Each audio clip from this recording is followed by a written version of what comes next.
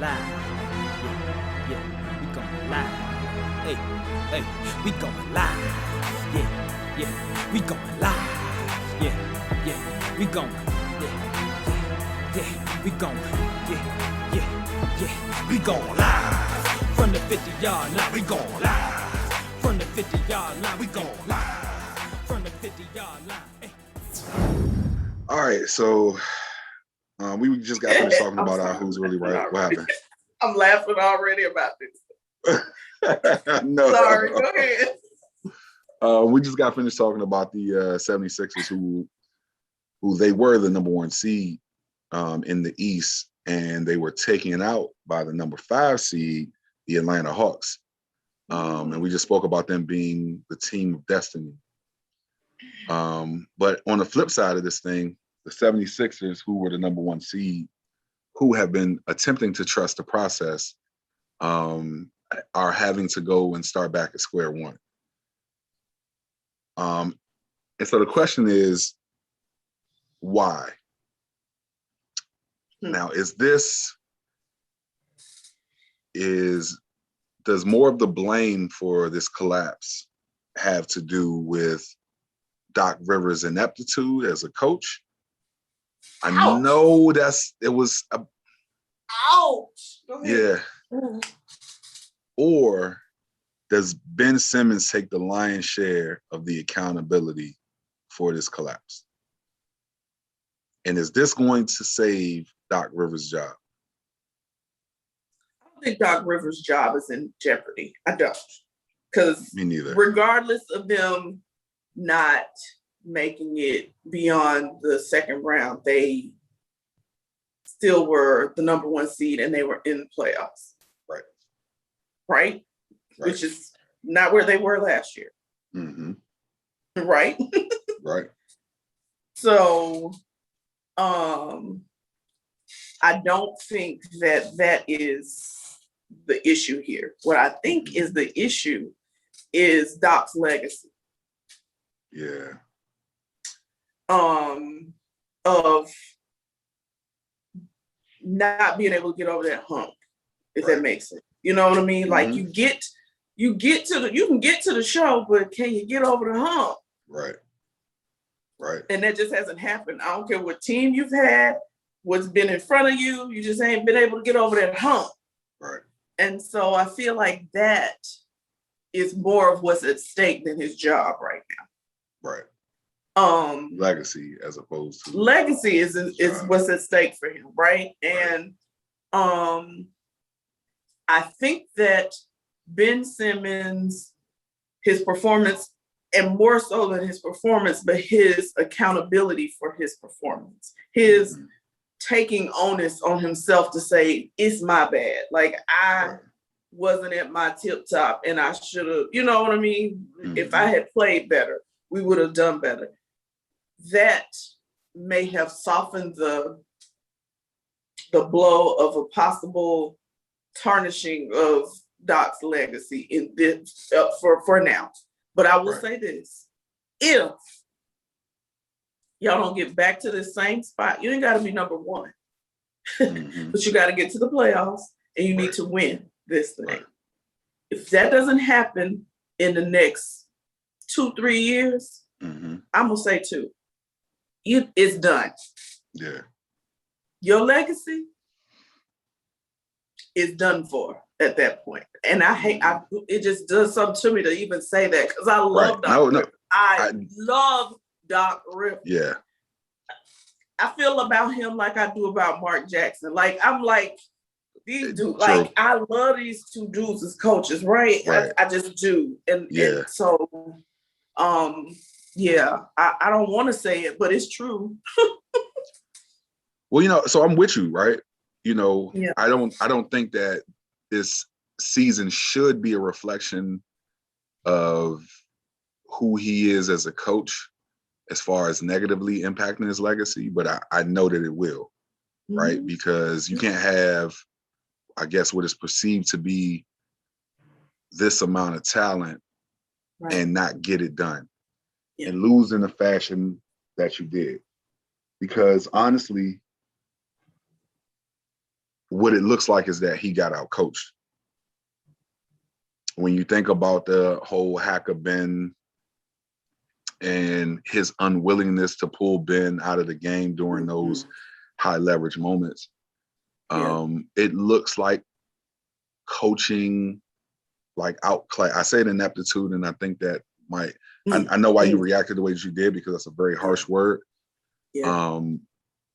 But you know, his decision to leave Ben in during those times, and the fact that Ben Simmons still will not and cannot shoot the ball, kind of falls on you as a coach a little bit.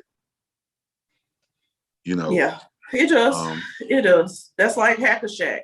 Get him out. You had to. You had to. You had to. But what I'll say is that the person who needs to be fired is the person who didn't make the trade to get to get James Harden for Ben Simmons and make that flop. Because in not doing that, you're the reason why we had this moment, right? Now, James Harden could have totally, fizzled out, and we saw that he had the hamstring issue, and that's fine. But you had a better shot. I'm sorry. You would have had a better shot, and what we've seen is that this kid is not getting better on the offensive side of the ball. I don't care that he was a defensive player of the year candidate. Because he can't score the ball, and you have him in the game in some of these high leverage moments, you're doing a disservice to your team. Yeah, it's a liability. Right, because it's not like you could just call unlimited timeouts to switch him out. Like, you know how they do. You just can't. Right. You can't. Yeah, you can't. So he needs to be getting better. I agree with you that as a coach, that is your responsibility. Well, some of your responsibility, because Ben Simmons need to be getting better for himself. Right. But I blame the GM for this. I blame the GM because he also allowed Jimmy Butler to walk in free agency.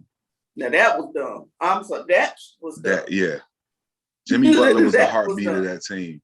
That was dumb. Jimmy Butler's the heartbeat of any team he plays on. Just exactly. He's crazy, but he good. He just brings that energy. You know what I mean? It's a good crazy, I guess. Don't you know do Jimmy Butler like that. Energy. But no, I mean, I love the energy and the just how he feels. You know what I mean? Like the way that the energy and the way that he's just so passionate about what he does. So you needed that. Joel Embiid was trying to be that, but he can't do it by himself. Like he needed that something to feed off of, and I feel like Ben Simmons was just in his head. By game 4, he was in his own head. It was just over. Like he knew already. Like I ain't got it. No, I don't have what we need. And yeah, but I'm gonna say this for Doc. I know why Doc kept him in the game, because if they had won, you don't want him having that in his head. Right. You know what I mean? Like, I'm the problem. I'm a liability. He was trying not to put that in you know what I mean? Yeah. So I know that was I'm pretty sure that was his point. I believe it too. I believe that was his point. You don't want to destroy his confidence. But if I'm Joel Embiid, I'm looking at that decision as you made that decision at the detriment of the team. Right. So to save one person's ego, we killed a whole team. Yeah. And I could see a scenario where Ben Simmons Joel Embiid walks into the GM's office and says, one of us have to go, me and him. Because the reality is their games just don't mesh. At all. Like, they Ben don't Simmons belong cannot together shoot the at ball. all. They pack the lane. And so when it gets deeper in the playoffs, they're not going to be able to pull it out. Right. Because they're working against each other. And, any defensive coach in the NBA can say to themselves, oh, I got 2 people who are going to pack the lane up. Oh, we got this. Right.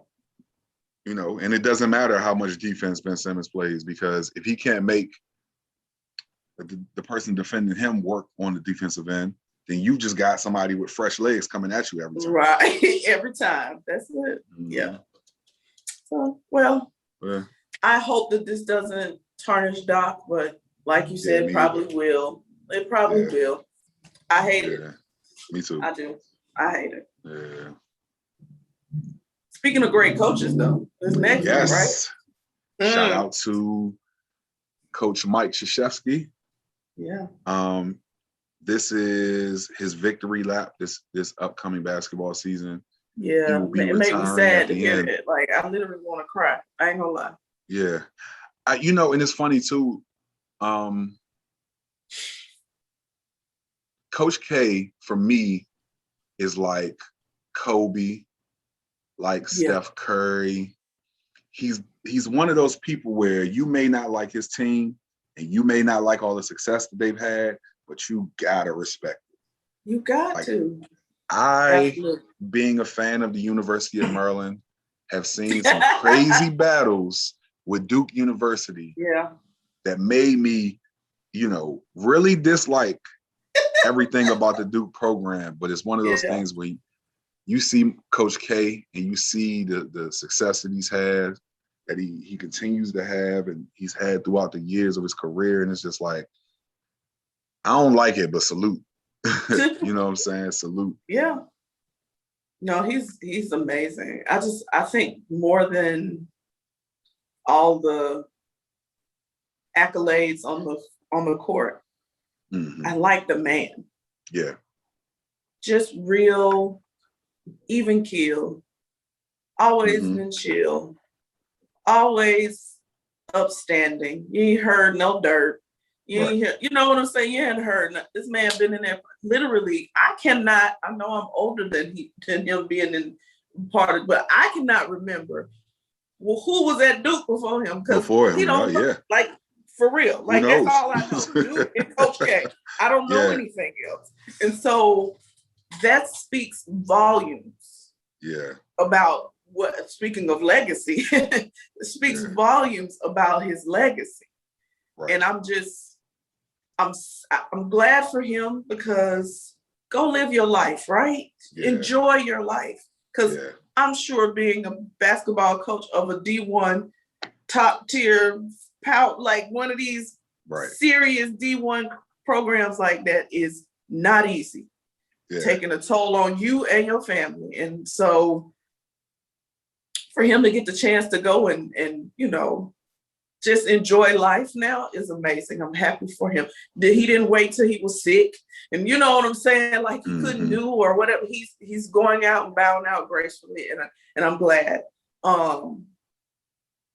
But for college basketball, he's a pinnacle of what a coach should look like to me, and what a program should look like, right? Yeah. Because the one thing that people might not know about Duke, because Duke is such a premier basketball program, but the school itself, it's like getting into an Ivy League school to go to Duke. Yeah. So their academic standards are rigorous. It's very rigorous. And so the kids that are at Duke, they listen. Yeah. So for him to have been able to have that storied program for this long and keep the integrity high and not having issues speaks volumes to the man himself. And so he will be missed as an example of what college basketball should look like. Right. Right. Yeah. Yeah. I salute him, and you talked about him as the man, and you hear it with what all of his players have had to say about him. My baby went there. Oh, let me stop. Grant Hill. And all of the stuff that his players have said about him, and all the glowing, words his players have spoken about him, lets you know how he was as a coach. And how he was as a man, because it seems, and hearing players like Carlos Boozer and Grant Hill talk about him, that he was a father away from home. Yeah.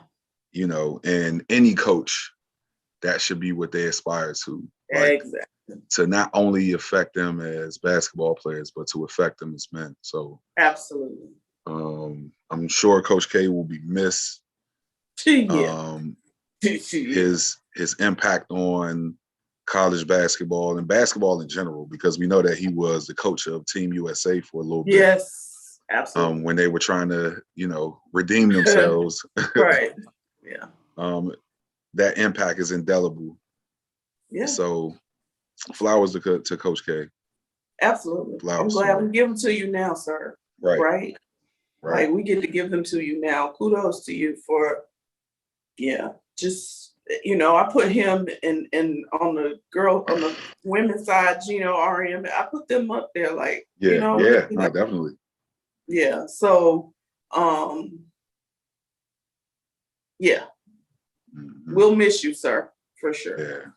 We'll miss you. Yeah. The game of basketball, NCAA basketball, we'll miss you. Yeah. For sure. They don't make many like that. Right. They don't. They just don't. All right. Speaking of student athletes. Yeah. College. SCOTUS has decided to uphold the student athletes' rights in the NIL. Mm-hmm. What did you think of when you first heard that? Ooh. that was your that was response? My initial reaction. Ooh. Because I am so certain that was such a blow to the NCAA, because they just knew they were going to be able to go to the courts to get them to help them to keep these players from doing what they do, right? Because ultimately what this is doing is taking money out of their pockets. Absolutely. And so I was surprised, because we know that the Supreme Court is a political stance too, right? They have a political stance too. They are Democrat or Republican, right? One way or the other when they are a part of it, right? Right. So, I'm sorry, y'all, my phone's trying to die, and I don't know why. But yeah, so I feel like they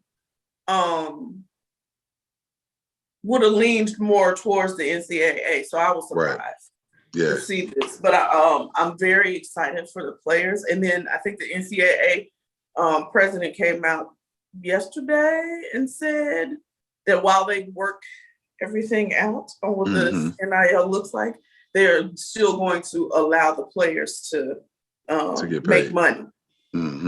Yeah.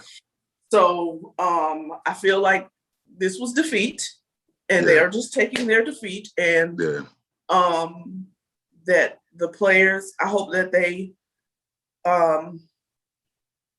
what I hope is that the NCAA or somebody, it doesn't have to be them, would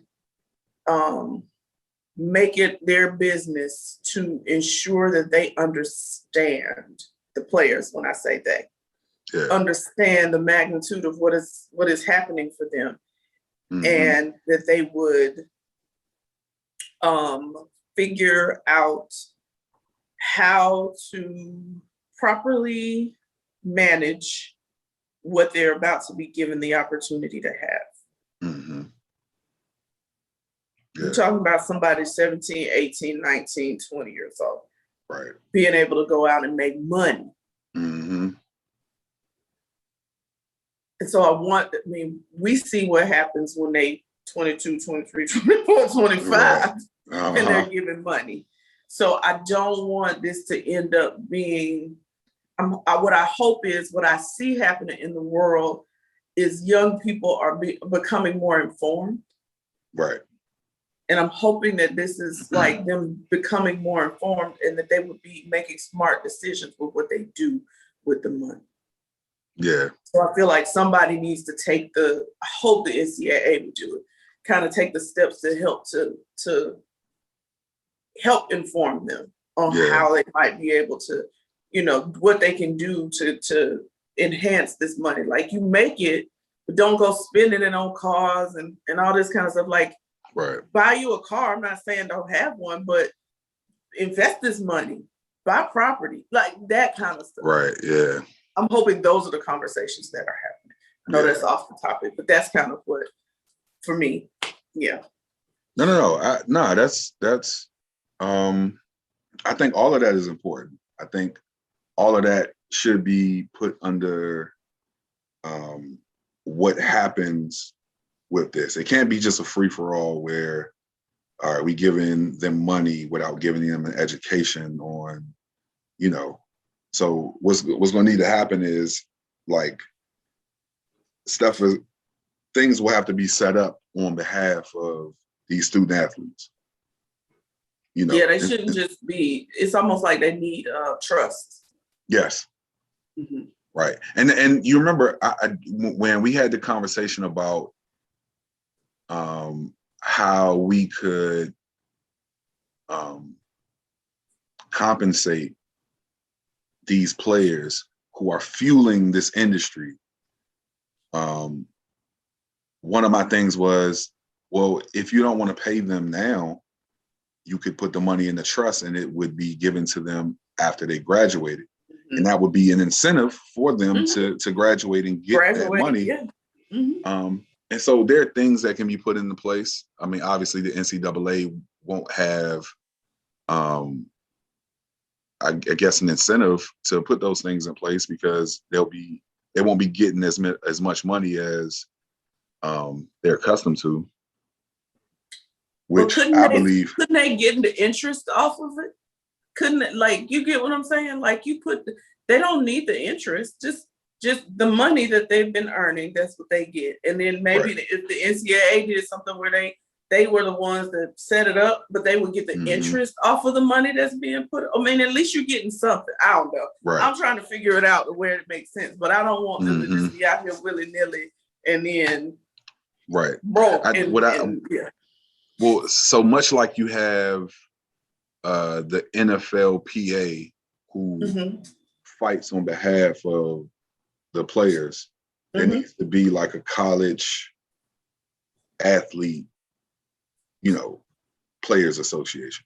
Yeah. Right. Because we can't expect the NCAA acting as, I guess, what the NFL on both would sides be. Right. Yeah. And so that makes sense. It needs to be somebody else, somebody different. And there needs to be, I guess, someone who comes up with this union to protect these players, because they've been taken advantage of for far too long. Yeah. You have players. A new assignment, Jarrett. We got a new assignment. You know what? Like, no, honestly, I feel like we would only need to add a few pieces to Field to the Real for us to act in that capacity. Yeah. You know what I'm saying? Because I feel like some of the things that these college players would need, we offer as Field to the Real. But just that advocacy piece as far as with lawyers and, what I'm saying, that stuff, like, we would need to add that and put that under the umbrella of Field to the Real. And, we do got, I guess, some resources from that standpoint of your boy was in my head right now. Like, oh, well, we can bring him in. Like, no, for real. Like, listen, the passion we have for this. Right. So if it's something we can work out, let's listen. Y'all might be listening to us birth something that's so huge for college athletes right now. Right now on this podcast, episode 115 of our podcast. Yes. Birthing something right now. Like, real talk. This is the organic stuff like this is right. We just think tanking. Yeah. Sorry, y'all. Yeah.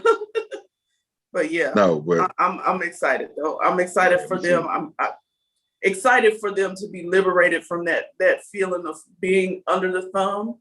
You know what I mean? That's the part I'm excited about. Nervous for them about how they handle it. That's where my fear is in there. But happy for them. Yeah, definitely. Yeah. All right.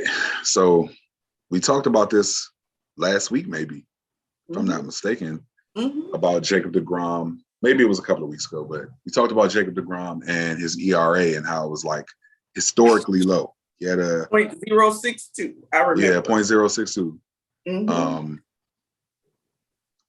And one of the things that I guess has been kind of a hot button issue for the MLB is that some of the pitchers have been having this foreign substance typically under their hat that, you know, helps them when they pitch, and it gives the ball a little more movement. And so the MLB decided to pass a new policy dedicated to stopping pitchers from using these foreign substances because it is an unfair advantage. Right. And so they made the decision to check Jacob DeGrom after passing this new policy because he was the first person. The very first person, because he's having this record pace season with this historically low ERA. Yeah. And it's just ironic that he is the first person to be checked, given the fact that his ERA his ERA is like super low. Yeah. What did you think about when you saw this? It felt like I said, oh, he's feeling what it's like to be. I'm about to say be a black person. Because it felt very much like why can't the word is escaping me? What is it? Profiling. Profiling, yeah. It feels very much like profiling. Yeah. Why y'all gotta test me first? Because my ERA is so low. Like, really? Like, what if I think it's kind of, you all should look at it from the standpoint of, if somebody brought this to you, they got some idea of who's doing this. Those are the people you test. Don't come to me. Yeah. That just looked real shaky to me. And if I was him, I'd have been pissed. He was laughing. So he had the right attitude. I'd have been pissed, but he was laughing at them when they were doing this. I understand why he was laughing. And I think he understands why he's being tested. Right? Of course. I mean, you get it, but it don't make it right. Given that I experienced something similar, I could tell you that, well, let me give you the background of the story. So my collegiate career spanned across 5 years. Right? 5 years. And in that 5 years, I was tested every single year. Now that doesn't happen to every player because I was the only person on Howard's team that was tested every time testing came around. And so I don't know. Well, so they tell you that it's random. No, it's not. If you're gonna be testing me. I don't believe that it's random. I don't believe that my name just magically popped up every year. But what I'll say is that when I first got to Howard, what my body looked like when I first got there, and after working out with the strength and conditioning coaches, like I think that there possibly was a feeling of let's keep an eye on him just to make sure that we don't run into something, you know, later down the line. So we'll continue to test him every single year. And so I always thought it was interesting when the testing would come up, like after the second year, because I got tested my freshman year, right? I tested my sophomore year. And so after that second time, the third year comes up and I'm like, they better not test me again. And after I got tested again, I thought it was hilarious. Obviously, I never failed a test. Right. But we even got to the year where I had the red shirt. I had to sit out the entire year because of an ankle injury. I even got tested that year, and I was like, now y'all just playing. Like, come on. Y'all ain't got, that means you don't have any belief in your strength and conditioning coaches. Right. That's what that says to me. What you saying? I couldn't get my body like this by myself. Yeah. Like, would they help? Like, what?